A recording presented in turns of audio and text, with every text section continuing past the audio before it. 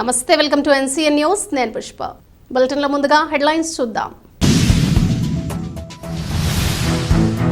Parliament assembly నియోజకవర్గ పరిధిలో అభ్యర్థుల ఎన్నికల ఖర్చులపై తొలి ఆడిట్ నిర్వహించడం జరిగింది. పార్లమెంట్ వ్యయ పరిశీలకులు జై అరవింద్.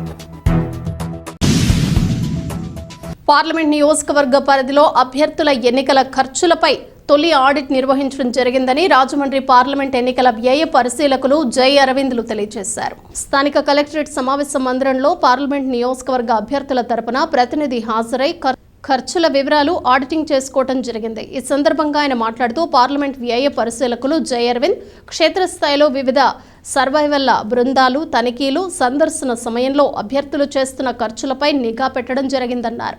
ఆ మేరకు ఎన్నికల విధులలో ఉండే అకౌంటింగ్ బృందం ఖర్చులను షాడో రిజిస్టర్ నందు నమోదు చేస్తున్నట్లు తెలిపారు.